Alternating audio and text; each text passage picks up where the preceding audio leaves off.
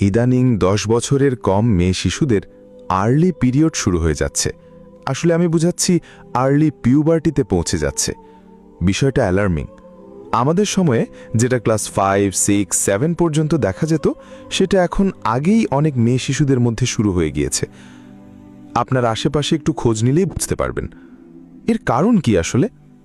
এই সব মেয়ে শিশুদের ফুড হ্যাবিট অ্যানালাইসিস করলে দেখা যাবে এরা ডিম, মাছ এগুলা কিছুই খেতে আগ্রহ দেখায় না, বরং ব্রয়লার বা ফার্মের চিকেন বেশি পছন্দ করে। ভেজিটেবলস খায় না। ফুড প্যান্ডা অ্যাভেলেবল থাকায় চিকেন ফ্রাই থাকে তাদের পছন্দের লিস্টে একেবারে প্রথম দিকে। সারাদিন ক্ষুধা লাগলে খায় মিষ্টি খাবার আর বাইরের খাবার। ফাস্ট ফুড, বার্গার, নাগেটস, সসেজের প্রতি আসক্তি তো আছেই। যে কোনো সময়ের চাইতে এই বাচ্চাগুলা পড়াশোনা নিয়ে মারাত্মক স্ট্রেস নেয়।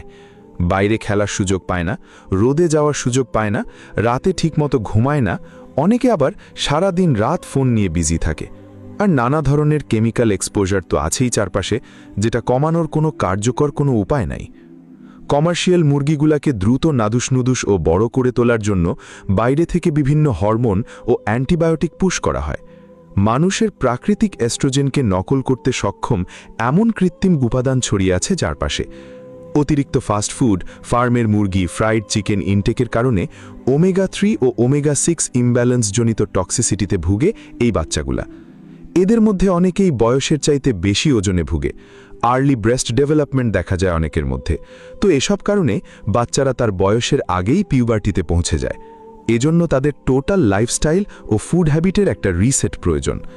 কমার্শিয়াল চিকেনের উপর ডিপেন্ডেন্সি কমিয়ে রেড মিট, ফ্রুটস, ভেজিটেবলস, দেশি মুরগি, মাছ, বাদাম, গরুর কলিজা, মগজ, ডিম খাওয়া, প্রকৃতির মাঝে খেলাধুলা ও ব্যায়াম করা, রোদে যাওয়া, শুধুমাত্র দিনের বেলা প্রয়োজন পড়লে ফোন ব্যবহার করা, রাতে 9টার আগেই ঘুমাতে যাওয়া ও ফজরের সময় ওঠা, এই বিষয়গুলো জীবনে অন্তর্ভুক্ত করতে হবে।